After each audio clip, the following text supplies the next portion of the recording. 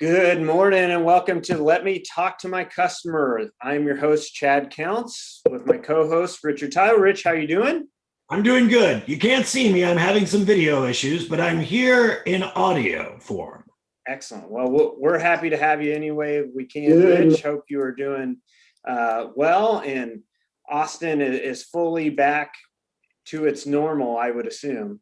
It's normal level of weirdness. Yes. Hey, it's got to be a little weird. Keep it interesting, right?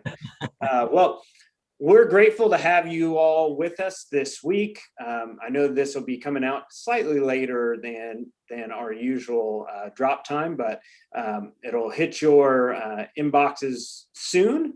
And want to announce real quick before we go any further, this coming week on Thursday at 8:30 Eastern time, we're going to have a new salesperson training series up. So any of you all who have a new salesperson that you would like to be a part of our 4-week series, it's a 4-week series, $100 a week, so $400 total to get your new salesperson up and underway. We already have enrollees going for that. Please reach out to us if you're interested, or perhaps if that time doesn't work for you and you'd like us to see if we can run a second series. Don't hesitate to reach out. You can email me, crcounts@countsbusinessconsulting.com, or rich@countsbusinessconsulting.com. Either one of us would be happy to help you there. You can find us on Facebook, Counts Business Consulting, or our website, countsbusinessconsulting.com. We'd be happy to hear from you there as well. So, man, is it a fun time to be in sales and the recycling world right now. I don't know how things are going at your place, but many of the things that we are seeing right now is it's going to be a record-breaking month, especially if things keep up the way that they are right now. What a great first week we're having, Rich. What are you seeing in the market right now? Yeah, we're definitely seeing, I think, a bounce back from, there was so much of the country that was tied up last month with polar vortex and, horrible weather, which, I think we talked about in our previous podcast about how that affected suppliers and stuff like that. And I think we're seeing a huge rebound from that. The first week in March has been tremendous. Yeah, whatever the case may be, I heard some speculation this morning about maybe people are done with their tax returns and know what money that they have to spend or have some starting to come back. Either way, whatever's happening, conditions are ripe. I think it's been the same as the rest of this pandemic where supply is still limited. And so having it or having access to parts and the solution is still king. If you do that well, it's pretty hard to fail. But really, I mean, it is booming. And I think that delay, that buildup from the polar vortex that took down a lot of the mid and southern parts of the United States is coming out like gangbusters right now. So this is always exciting. It's fun already to have a 23-day month. Anytime we have a 23-day month, get that extra day. We have a chance for our salespeople to set personal bests. And so any of you guys who are managing salespeople, or if you're a salesperson yourself, if you don't have a personal best in your sites right now or on the board or targeted, go ahead and do that right away. Figure out what your personal best is and set that. We don't get that many times where a historically good month, March, and historically good selling conditions, both coming off of a ton of inventory coming in from the polar vortex, and just a good time of year to be doing parts anyways. This is right. We need to be setting some records, and you could put some records out this month, I think, that will be difficult for anybody to touch. So it'll be exciting to see what happens this month and what kind of records we set. So with that in mind, our eyes are on records. I hope your eyes are on some records, both for yourself and for your companies. This always brings up some unique challenges. When you're dealing with a hot hand, when you're dealing with a heater, where things are just going for broke, it's great. But whether you're having success or not having success, there are always problems, right? And we would much rather, if we've got to pick, I don't know any salvage person that or recycler that isn't stressed all the time, right? I mean, it's like being a farmer, whether you got a bounty crop and prices aren't good, or you've got no crop, but prices are amazing. Yeah. It's stressful no matter what. So I would always rather have stress at times of success. So this is stress you can appreciate, you can utilize, you can harness, and really use that to give you an extra edge. That said, there are some pitfalls to be mindful of, and there are some ways that you can strategically benefit yourself and maybe even achieve better results even during this historically good times than you otherwise would have. I'd hate for many of you to set personal best and there was still another 10 to 15% out there that you could have taken down. So while it's hot, let's go and set those records, and let's figure out the best ways we can go about doing that. Okay. So Rich, from a tactical perspective, let's start there. Okay. What tactics, approaches, methods during a peak demand cycle can salespeople use to their benefit to not only keep those sales, but close more sales faster with these opportunities? Okay. There's a couple of things that come to mind. If we're talking about a salesperson that is trying to catch up with, this rebound, trying to set records, trying to set new personal best, obviously their bandwidth is going to be something that they're going to be needing to pay attention to. They are going to be busier than they have been. And so they're going to be needing to take steps to make sure that they're allocating their time in the right ways. Right. Thinking specifically, I mean, it kind of just seems silly to say so, but to focus on selling. There's so many other ancillary things that it is that salespeople in our industry have to take care of that aren't directly related to selling, but are kind of like associated with it. That focusing on getting the deal done is something that needs to be top priority. Yeah, and this is especially goes to, and this is to managers and to salespersons as well. I would say if you're a salesperson, some of this you can do yourself. There are some of these aspects you can do yourself, and there's others that maybe you talk to your accounting team or your management team and you maybe reprioritize here. So this would like being heavy rain and the dam isn't opening up all their floodgates, right? I mean, if that's the case, you need to expand the ability to pass through when you're having record rains, right? And so if I'm a salesperson, I want to defer a lot of other maybe priorities or responsibilities to be able to catch as much of these sales as I can. And now that might not look like, let's talk practically about what that looks like. What does that look like? Yeah, so during a day, you're going to have to process work orders, you're going to have to process invoices, you're going to have to finish quotes, you're going to have all that paperwork, and at least organizationally, every salesperson is going to have that. My preference would be save that and batch that, group that together, and deal with that once phone calls let off. Okay. Phone calls are going to be wide open, and maybe even chats too. As long as you are in a wave of inbound new sales activity, catch all that you can. That is your top priority. I want to delay or defer as much of my other workload as I can during that. We were listening to sales calls this morning, and one of the things that we noticed was, okay, sounded like a salesperson potentially was either finishing off paperwork or maybe had something else that he was getting organized or working on in the middle of a phone call. And it was a $2,000 engine sale. And what we told him was like, hey, this needs to be your priority, right? You need to either minimize that window, slide it to another screen. You need to keep going. You need to give your full focus to the sales opportunities in front of you and keep going at a fast rate.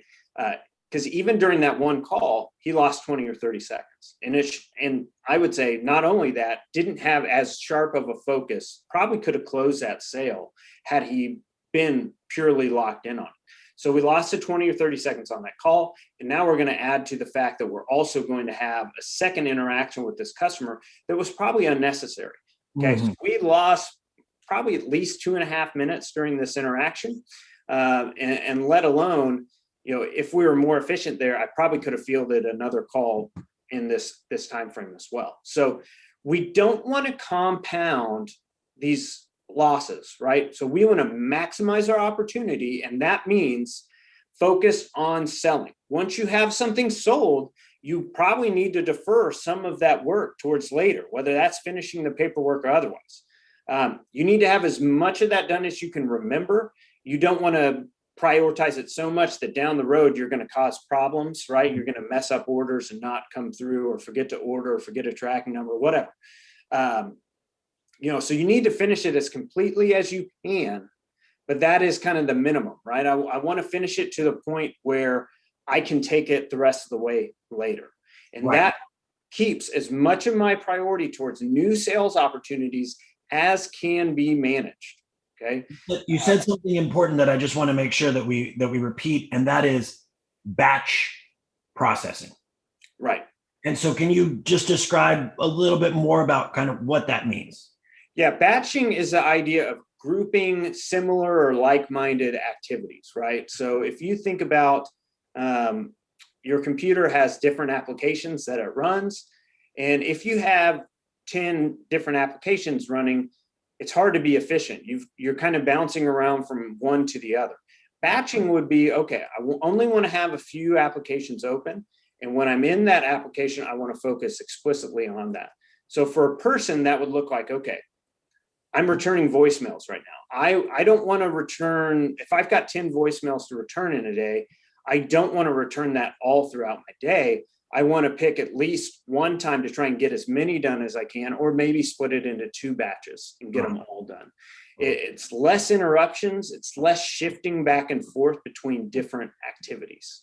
Okay. So that could be saving all your quotes at the same time. Could be promoting your quotes to work orders all at the same time. Could be, your work orders getting promoted to invoices and applying payment. Could be any of those, right? So however you're doing that, you want to batch that like-minded work together and eliminate as many back and forth interactions, including phone calls. So if we as a sales team are there and phone calls are 4 deep, all of us need to be all hands on deck until that abates, until that reduces. Okay.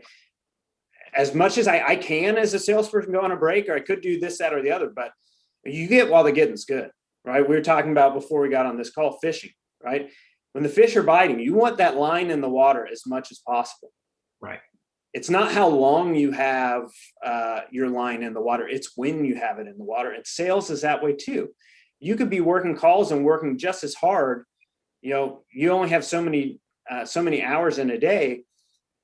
If you don't maximize the number of hours during peak selling times, it doesn't matter how much time you throw at it later, right? You need to give as much bandwidth to when selling is really good. Okay. So you need to be strategic about that. Understand that might mean, hey, I stay after work 10, 15 minutes. I come in early to catch up on paperwork. If you're a commissioned salesperson, that pays you to do that. Even if I don't know if you get that work order approved or whatever, but you can earn that more money. If I was an individual salesperson, I would be in there trying to get all that non-essential, non-selling activity done at other hours.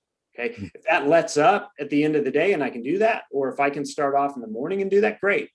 But I'm going to prioritize these prime selling hours and moments that we're going to get this month because it's going to be good. Okay. You mentioned, prioritizing prime selling, keeping your line in the water. I think we even extended that metaphor a little bit more to don't be cleaning fish in the canoe when the fish are biting, right? Okay, so that's there are salespeople that like to be organized and they like to be end to end. They like to finish off something completely, and I get that, and I can appreciate that during workflow that is steady and allows you to do that. But that is going to cost you sales. That's going to make you, we'll use the term inelastic. You're not going to be able to grow with the sales demand of your customers if you can't be dynamic in your process. And that's not even just sales, but there are sales teams that are oriented, in my opinion, too much around processes during times like this. Mm. So you get 10% growth, but it's restricted. It could have been 20, but because of your pipe was fixed. You have to process everything this way. You weren't able to catch all the water that could have flowed through that pipe if you had flexible processes. Now, as a salesperson, you have to honor that. Part of the reason why you don't get that pipe is because you're sloppy and you don't follow up later when you need to. You can't just take all the sales on the front end and be awful on the back end. You can prioritize sales first right now, and that's what you should do, but your follow through is equally important, right? The sale isn't done just when it's sold. The sale isn't done until the part is delivered and the customer is satisfied, and even then when it comes back, right? So, you need to be able to follow through. I'm just saying the follow through side of it may be deferred a little bit longer than normal during peak hours. And that's okay. That happens in any and all businesses where we do that. Sure. Okay. So secondly, in terms of what we can use during an interaction to create urgency, okay, we are in a position right now where our wholesale customers have urgent needs and we have urgent demand. Okay. So because of that, we have a number of techniques, tactics, or things that we can reference to utilize and harness that urgency. There's a lot of times as salespersons where we have to almost not fabricate, but we have to create a sense of urgency. Right. It's not necessarily there. It's coming in fits and starts, and you guys know that. There's weeks where you quote a ton and they're just not biting. Those are weeks where you kind of have to elevate. You have to cause heightened urgency. Right. We have urgency all around us right now during the current selling conditions. That said, that aligns with certain techniques and tactics that will allow you to accentuate and harness that better. Rich, what are some of those elements to being urgent on the customer side and urgent internally? What can we use to our benefit here? Obviously, that can be a problem. We're like, oh, we're so far behind and all these things like that. But how can we harness it for good? How can we use that to our advantage? Okay, yeah. So, I mean, I think you just mentioned the most common pitfall there, which is salespeople saying, "Oh, well, we're behind" or whatever. Look, it could be flipped on the other side, and it could be said, "Look, if we want to get this going, well, by Wednesday, we'll need to get started on this today. What if we just go ahead and get going on this? And if anything comes up, you just let me know." Yeah, absolutely. We want to fast track as much as possible.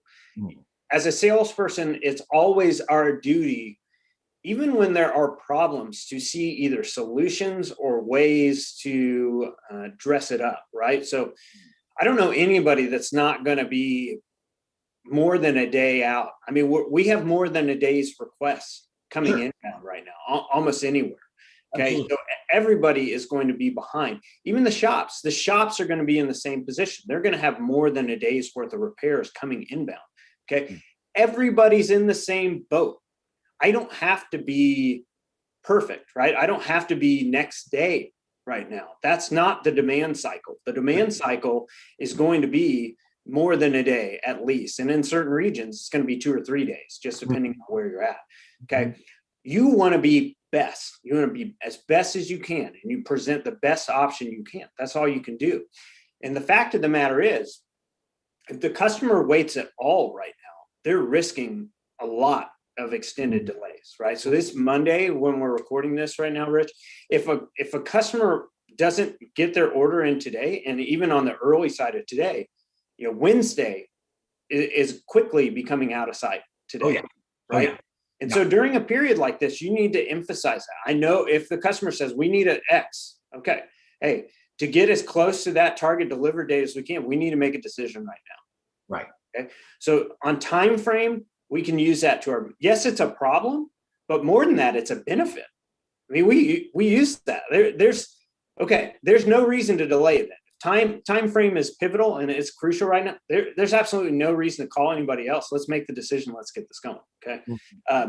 Secondly, there's a couple other things. Almost any sales staff with multiple people I'll say that any sales staff with multiple people, you're going to have something you quoted or touched on this week that's going to sell out from under you.